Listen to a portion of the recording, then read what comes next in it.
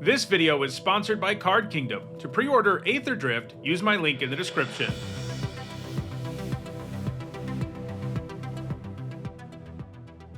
Hi everyone, I'm Hone, and in this video I'm continuing with my Aetherdrift set review. So far I've looked at all the multicolored, colorless, white, blue, and black cards, and in this one we're looking at red. For each of these cards, I'll discuss how I think they'll perform in Limited, that means Draft and Sealed, and I'll punctuate each evaluation with a letter grade. If you're new to my set reviews and unsure of what my letter grades mean, you can find a guide in the description.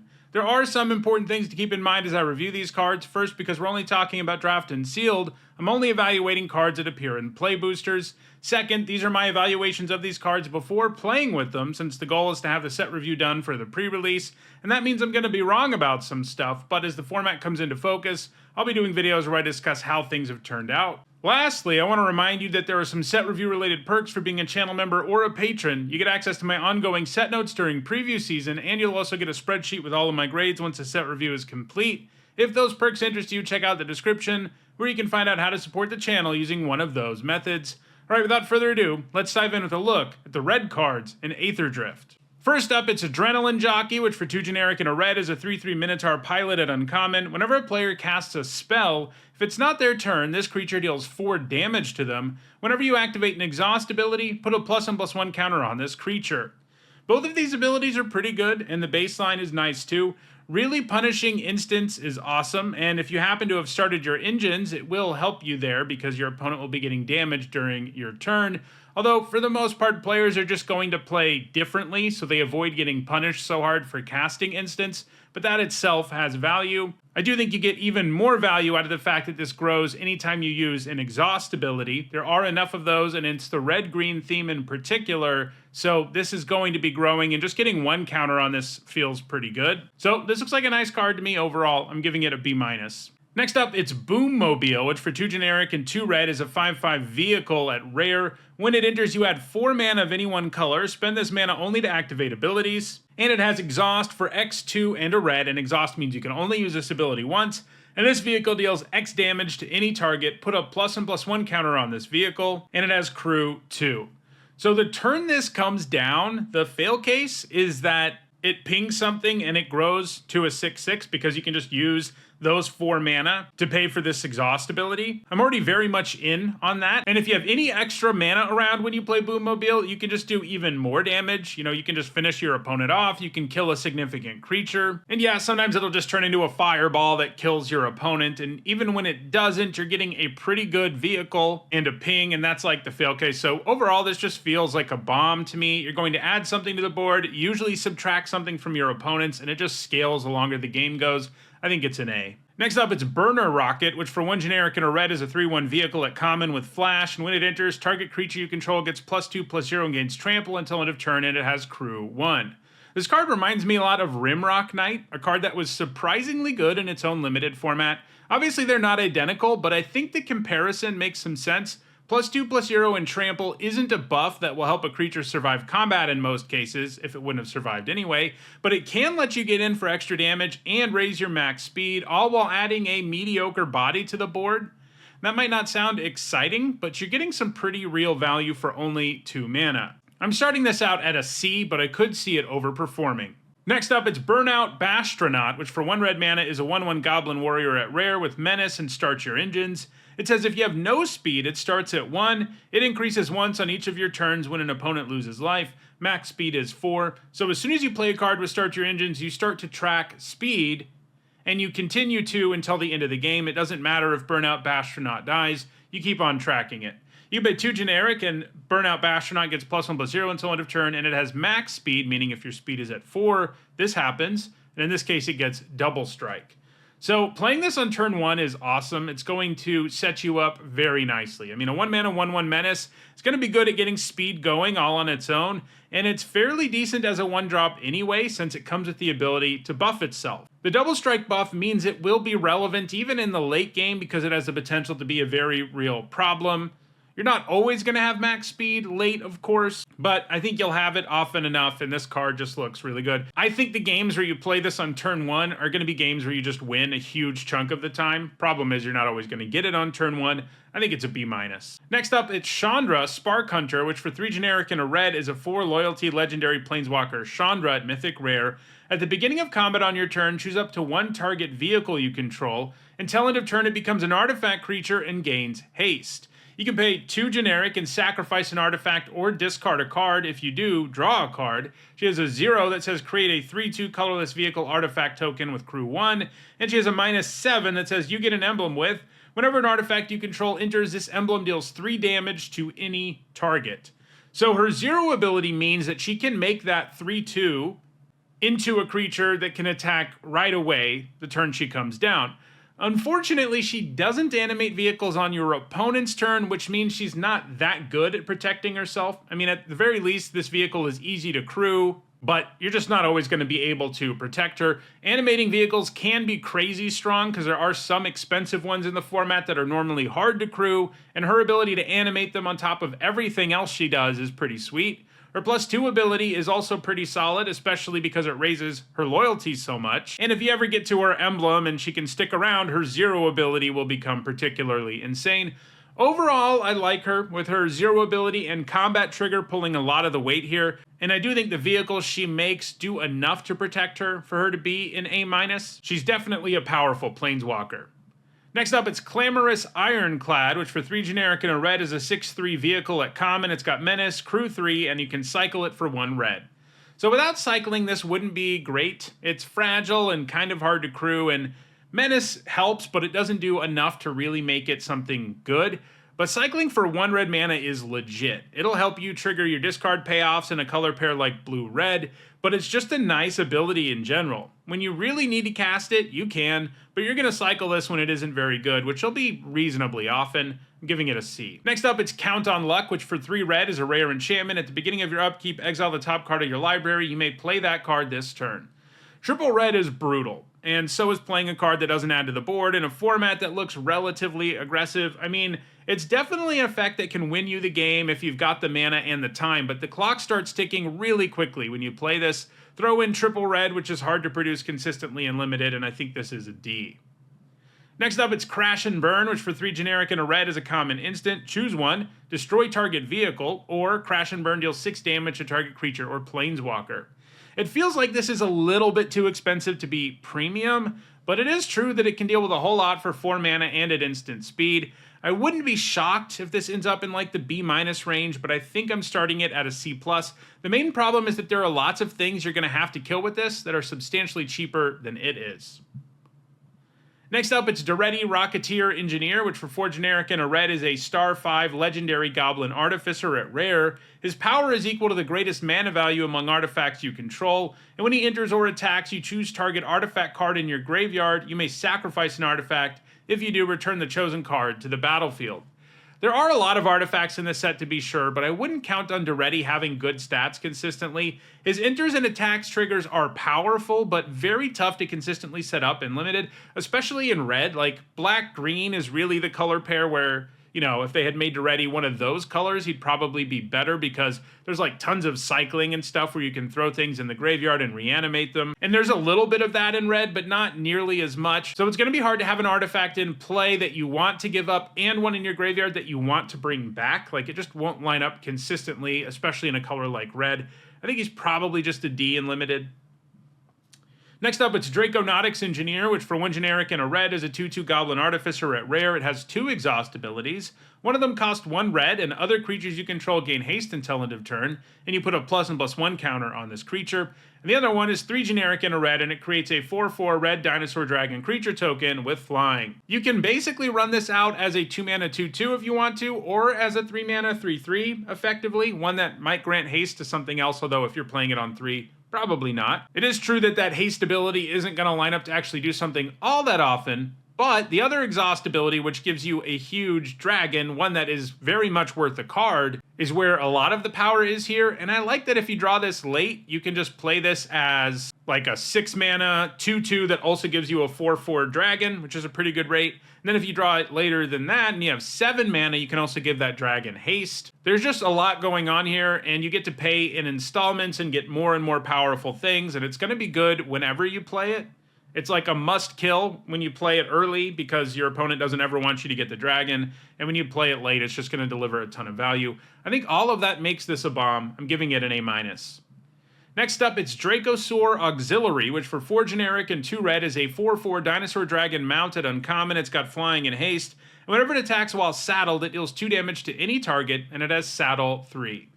So 6 mana 4/4 with flying and haste isn't very good these days. But if you can saddle this and it starts shocking things every time it attacks, it is a whole different ballgame. Picking off small creatures and getting in for damage feels pretty good.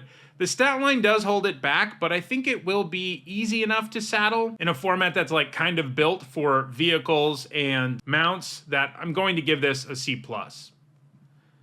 Next up, it's Dynamite Diver, which for 1 red mana is a 1/1 Goblin Pilot at common, and it can saddle mounts and crew vehicles as though its power were 2 greater, and when this creature dies, it deals 1 damage to any target. So 1 mana 1/1s that do 1 to something when they die is usually a C- or a C, depending on the format. It depends on how many X1s there are, really. It's just a fine card because it can trade up for things with 2 toughness, it can pick off a couple of 1 toughness things, and even just pinging your opponent has value, and in this format, pinging your opponent has more value than normal because of max speed. And this is really good at crewing. Like, it can crew or saddle large number of things, especially for 1 mana, including the Dracosaur Auxiliary we just saw. And even when you draw it late and you put it into play, it's never really going to be irrelevant just because of its ability to ping things. So this looks like a really good common to me overall. I'm giving it a B-. Next up, it's Endrider Catalyzer, which for 1 generic and a red is a 3/1 human warrior at common with Start Your Engines, and it has max speed, tap, add 2 red.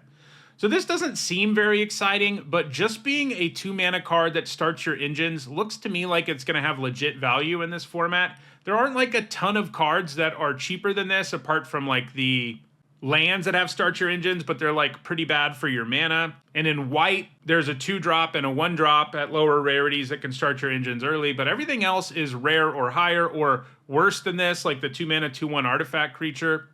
So I think just being a 2 mana 3/1 with Start Your Engines has more value than you'd think.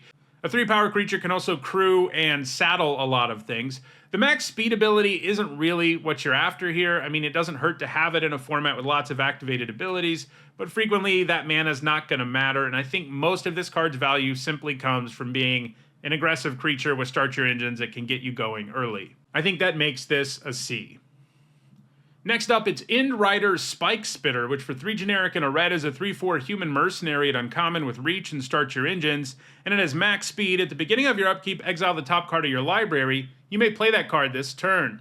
So when we were looking at black, I talked about the 5 mana 5/4 with Start Your Engines that when you have max speed spits out a 2/2 at the beginning of your end step, and how that card would be a good litmus test for how well Start Your Engines works in the format, and I think that's true of this too. It's another really powerful uncommon with a very powerful effect, provided you can get to max speed. The good news is I do think a 4 mana 3/4 reach is better than a 5 mana 5/4 without any other abilities is. So I do think this feels a little less bad when you play it on curve, and even if it is the first card that is starting your engines, but hopefully it's not, and it does look like things are set up well enough for you to just kind of curve out and potentially have speed 4 at least by like turn 5.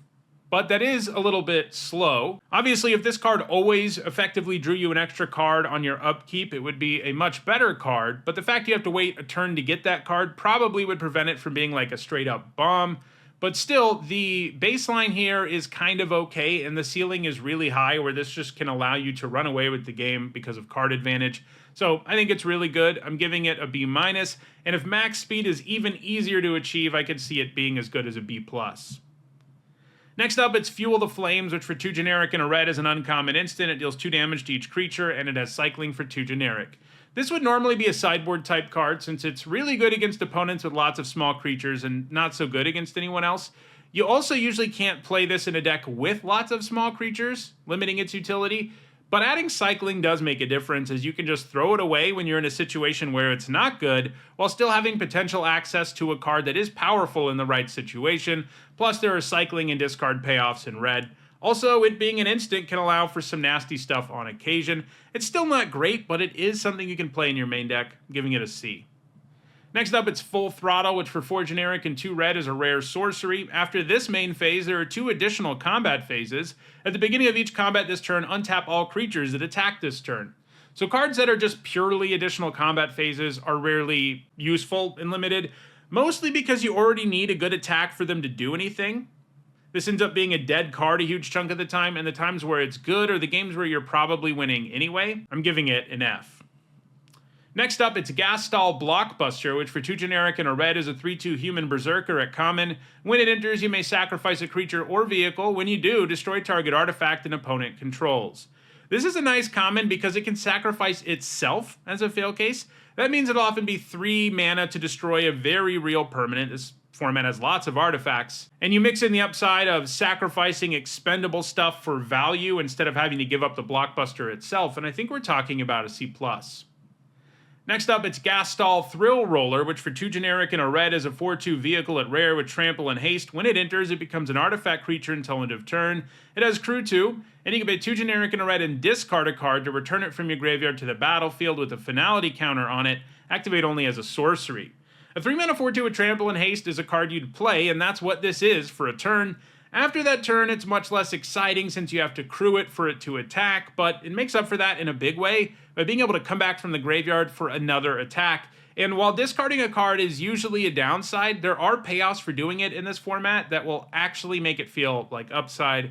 I'm giving this a B. Next up, it's Gilded Goda, which for 1 generic and a red is a 2/2 horse mount at common. When it attacks while saddled, you create a treasure token, and it has saddle 1. So a 2 mana 2/2 that makes a treasure when it attacks 100% of the time is a good card. We've seen that card before. This isn't quite that good since you have to saddle it, but saddle 1 is cheap enough for this to do the job reasonably often. Like attacking your opponent with this and they trade off and you get a treasure is a pretty good exchange. It's not insane, mind you, but it's going to be something that you do. I'm giving it a C. Next up, it's Goblin Surveyor, which for 2 generic and a red is a 3/2 Goblin Scout at common with trample and start your engines, and it has max speed, 3 generic, exile this from your graveyard, draw a card. A 3 mana 3/2 with trample is pretty bad these days, like a D. Usually it dies to things that are cheaper than it is, either removal or something on the battlefield. Having a creature with trample and start your engines does have some value, especially if you play it early, because if your opponent does trade with their 2-drop for it, at least you're going to raise your speed because you're probably doing 1 to them. And then later in the game, you can cash this in and it can ultimately end up being a 2-for-1, but the bad stat line is a little bit too much for me to think this is like a red card that makes all of your decks. I'm giving it a C-. Next up, it's Grease Wrench Goblin, which for 1 red mana is a 2/1 Goblin Artificer at uncommon. It has Exhaust for 2 generic and a red, and you have discard up to 2 cards, then draw that many cards, put a +1/+1 counter on this creature. This feels pretty good when you play it on 1, and its exhaust ability is pretty nice in the later stages of the game. It makes it a more relevant 3/2 and lets you dig deeper in your deck. Like a 4 mana 3/2 with this as an enters trigger where you discard up to 2 cards and draw that many cards is a card I would play in basically any limited format, and in this one there's of course some extra synergy for discarding cards and for using exhaust abilities too. And this is significantly better than that because you can also just run it out on turn 1 and do some damage with it before it ends up having this other ability later. This looks like a B- to me. Next up, it's Hazaret Godseeker, which for 1 generic and a red is a 5/3 legendary god at mythic rare with indestructible haste and start your engines. And you can pay 1 generic and tap it, and target creature with power 2 or less can't be blocked this turn. Hazaret can't attack or block unless you have max speed. So getting your engine started on turn 2 is nice, as I've already said, and Hazaret even comes with a way to help you get max speed by sending in unblockable small creatures. And once you're at max speed, Hazaret just turns into a creature that is always relevant. You know, you can't ignore a 5/3 that's indestructible. And in the meantime, she's really good at crewing and saddling because of her high power. But for a moment, let's imagine this is an enchantment for 2 mana with start your engines and this activated ability. Yeah, that card wouldn't be very good, even in a speed set, because it doesn't really add to the board. Hazoret is definitely better because of its ability to crew and stuff, and the fact it eventually becomes a win condition, but the amount of setup she asks for to become a good card is enough for me to feel like she's not particularly close to being a bomb. I'm giving her a B-, and if I'm wrong about her, I kind of feel like she's going to be worse. Next up, it's Hal Squad Heavy, which for 2 generic and a red is a 2/3 Goblin Mercenary at rare with Start Your Engines. Other goblins you control have haste. At the beginning of combat on your turn, create a 1/1 red goblin creature token. That token attacks as combat if able, and it has max speed, tap, add red for each goblin you control. So this is like a new Goblin Rabble Master, and that card was really good. Making a 1/1 every turn is great, even when it always has to attack, and obviously those bodies can go a long way towards getting your speed higher. His max speed ability, not great in limited, but you get plenty of value out of all those tokens in a 3-mana 2/3 anyway, so it's just upside on a really good card. I'm giving it a B+. Next up, it's Kickoff Celebrations, which for 1 generic and a red is a common enchantment with Start Your Engines. When it enters, you can discard a card. If you do, draw 2 cards. It has max speed, sacrifice this enchantment. Creatures and vehicles you control gain haste until end of turn. So this kind of effect is played pretty well of late. That is, discard a card, draw 2 cards. It's a little sad that this isn't an artifact, since this format cares way more about those than enchantments, but this still seems like a solid card for getting your engines started early and improving your hand. I don't love that it's a Start Your Engines card that doesn't actually ever help you raise your speed. You know, even the 2-mana 3/1 does that. But I do think the fact that it gives you value in like a discard deck and is just an okay effect anyway matters. The max speed effect isn't going to come up that much, but again, it's just upside on a card that I think I'd already play anyway, so I think it's a C. Next up, it's Lightning Strike, which for 1 generic and a red is a common instant. It deals 3 damage to any target. We've seen this card a lot and lots of cards like it. By this point, we all know 2 mana to deal 3 at instant speed to any target is great. You can kill lots of creatures more expensive than this is, or use it to finish off your opponent, or use it to get max speed if doing so is more valuable than anything else. The 2 mana deal 3 in most sets just ends up being red's best common, and that's just going to be the case here too. Giving it a B. Next up, it's Magmakin Artillerist, which for 2 generic and a red is a 1/4 elemental pirate at common. Whenever you discard 1 or more cards, this creature deals that much damage to each opponent. It has cycling for 1 generic and a red, and whenever you cycle this card, it deals 1 damage to each opponent. I like the idea of either casting this or cycling it. It's a kind of card that is great alongside speed, and red has plenty of ways to trigger it. And the stat line, it's not great, but it's enough for it to be decent when it's on the battlefield. It's not going to be a completely irrelevant body. I'm giving this a C+. Next up, it's Marauding Mako, which for 1 red mana is a 1/1 Shark Pirate at uncommon. Whenever you discard 1 or more cards, put that mini +1/+1 counters on this creature, and it has cycling for 2 generic. So this is a lot like Flourishing Fox, which was insane in Ikoria. It's harder to cycle, but it also gets buffed off of any discard and not just cycling. It is worth noting they didn't give us a bunch of 1 generic mana cycling in this set, which is what made those cycling decks in Ikoria so crazy. It's much harder to cycle in this set. You either have to pay 1 colored mana or 2 generic, but this still looks really good. It's a 1-drop that can grow pretty effectively in the right deck, and if you get it late when you're out of ways to enable it, you can just throw it away and probably trigger your other payoffs. So it's both an enabler and a payoff. It probably needs a build-around grade, as not all red decks in the format will be adept enough at discarding. It's probably like a D in your typical red deck, but a B- and maybe even just a B in blue-red. Next up, it's Outpace Oblivion, which for 2 generic and a red is an uncommon enchantment with Start Your Engines. When it enters, it deals 5 damage to up to 1 target creature or planeswalker, and you can pay 2 generic and sacrifice it to have it do 2 damage to each player who doesn't have max speed. 3 mana for 5 damage is premium, and the additional speed upside is legit. If your opponent doesn't have it, it can help you get max speed too. Keep in mind that it does do 2 damage to you too if you don't have max speed, but overall this looks pretty good, giving it a B. Next up, it's Pace Setter Paragon, which for 2 generic and a red is a 2/3 uncommon human pilot with an exhaust ability for 2 generic and a red. You put a +1/+1 counter on it and it gains double strike until end of turn. This is some serious threat of activation. It's super difficult to block this when your opponent has 3 mana up, as a 3/4 double striker can wreck just about anything, but letting it through can be dangerous when your life total is low enough. So it's the kind of card that really puts max speed front and center, potentially, because your opponent really is put in an ugly spot, and you don't even necessarily have to use the exhaust ability to get it through. The baseline is mediocre, and if your opponent can interact when you use the exhaust ability, like for example, they cast Lightning Strike in response, that's gonna hurt. But the exhaust ability is really strong. I'm giving this a C+. Next up, it's Pedal to the Metal, which for an X and a red is a common instant. Target creature gets +X/+0 and gains first strike until end of turn. So this can allow a creature to win mini combats, provided you have the mana, and it also has the upside of sort of feeling like Fireball when you have a creature go unblocked, but it's also pretty inefficient overall, as the 2-mana version of the spell is something we usually get for 1 mana, and once we're spending lots of mana on a trick, how good they can be drops precipitously. It's also not good against most removal in the format, and the best tricks are good in combat and against removal. So I don't like this that much overall. I'm giving it a C-.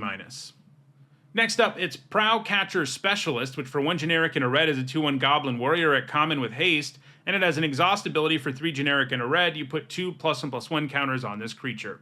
A 2-mana 2/1 with haste is not very good these days. I'd give that card a D, even in a set with max speed. Sure, on 2 it doesn't feel bad, but dying to tokens and stuff like that by the mid-game is a big problem. The Specialist has a solution for that because it can grow to a 4/3 in the later stages of the game. It's never going to feel efficient, but it's a 2-drop that can stay relatively relevant. I'm giving it a C-. Next up, it's Push the Limit, which for 5 generic and 2 red is an uncommon sorcery. Return all mount and vehicle cards from your graveyard to the battlefield, sacrifice them at the beginning of the next end step. Vehicles you control become artifact creatures until end of turn. Creatures you control gain haste until end of turn. It's not impossible to set this up, but it's pretty close. 7 mana to only get back mounts and vehicles is brutal. Even in this set, you're going to have lots of creatures that aren't either of those things. And if I'm spending 7, I feel like I should be getting something that, like, wins me the game. And this isn't going to do it a lot of the time. I kind of wish it let you get back your opponent's stuff too. You know, that's a red effect, and that would make it better. It would still be super situational, but it probably wouldn't be the F that it is. Next up, it's Reckless Velocitor, which for 3 generic and a red is a 3/3 Minotaur pilot at uncommon. When it saddles a mount or crews a vehicle during your main phase, that mount or vehicle gets +2/+0 and gains trample until end of turn. It's tough for Hill Giants to be worth playing in Limited these days. They need a pretty good text box to get there. And while this certainly has a useful ability, it's not so good that this becomes a card that you're excited about. It does kind of have an enters trigger in a sense where you can play it and crew something or saddle something and get value right away, but it's not always going to line up that way. You won't always be able to get a reasonable attack out of this, even with the buff, and sometimes you just won't be able to attack anyway. It is something that can force through damage for speed and stuff like that, but I think the card's baseline really prevents it from being anything special, giving it a C-. Next up, it's Road Rage, which for 1 red mana is an uncommon instant. It deals X damage to target creature or planeswalker, where X is 2, plus the number of mounts and vehicles you control. 1 mana to deal 2 is always really good, because you can trade up easily, and this can do way more than 2 damage. In most red decks, it will scale as the game goes on, getting to the point where you can kill X4s and X5s by the late game for only 1 mana, so it's great all game long and can even produce big ol' blowouts because it's an instant, giving it a B+. Next up, it's Sky Crash, which for 1 generic and a red is an uncommon instant, destroy target artifact, and this has cycling for 1 red. This looks good to me. The format has enough targets that this is going to feel like Doomblade sometimes, and in the rare situations where you don't have a target, it cycles for only 1 red, which is good in a vacuum, but extra good in this set, giving it a B-. Next up, it's Spire Mech Cycle, which for 4 generic and a red is a 5/4 artifact vehicle at uncommon with haste, and it has an exhaust ability where you tap another untapped mount or vehicle you control, and this vehicle becomes an artifact creature. Put a +1/+1 counter on it for each mount and or vehicle you control, other than this vehicle, and it has crew 2. This looks really good. Sure, a 5 mana 5/4 haste vehicle with crew 2 isn't that good. That would probably be like a D, even in this format, but this exhaust ability is some serious business. It'll grow to at least a 6/5, and you don't have to worry about crewing it ever again. So you're frequently going to spend 5 mana for a 6/5 with haste, and I don't think it's wild to imagine that you can exhaust this the turn it comes down. It's just going to line up that way more often than it doesn't. This card looks like an absolute beating. I'm giving it a B. Next up, it's Thunderhead Gunner, which for 4 generic and a red is a 4/5 Shark Pirate at common. It's got reach, and discard a card, draw a card, activate only as a sorcery and only once each turn. The stat line is kind of passable, and the free rummage is nice, although limiting it to sorcery speed is kind of sad. It'd probably be too good if you could also rummage once for free on your opponent's turn too, I guess. 5-drops are just really replaceable, and this isn't really a card that's going to make you feel like you're getting your 5 mana's worth all that often. I mean, if you have a lot of payoffs for discarding, it's going to feel okay. The fact it has reach means it, it can keep you from dying a lot of the time if your opponent doesn't have removal, but it's not amazing, giving it a C-. And our last red card is Tyrock's Sordid Tyrant, which for 1 generic and a red is a 4/1 legendary dinosaur warrior at uncommon, and that's it. This is the legendary vanilla for red. If this format had a power 4 or greater theme, this would be a little more interesting since so few 2-drops have this much power. And while it doesn't have one, it is really good at crewing and saddling. Like, it can crew and saddle almost everything in the set. There are a few things at higher rarities that have like saddle 5 or 6, but there aren't that many of them. And like, it can trade up for things. The problem is it can also trade down for things because it has 1 toughness, but it's not like a terrible defensive creature either because it can hold off your opponent from attacking with their 4-mana 4/4. So like, it's a respectable, solid 2-drop that you'll probably play, certainly the first one. Because it's legendary, it does get a little awkward beyond that, but the first one seems like an okay card. I'm giving it a C. So those are all the red cards in Aetherdrift. I'll be back in the next video to look at all the green ones. If you enjoyed this video, please like it and share it so that others can enjoy it too. If you want to make sure you catch future videos, don't forget to subscribe and turn on notifications. And if you want to make sure you're caught up on the set review, you should see a playlist on your screen shortly. Thanks for watching.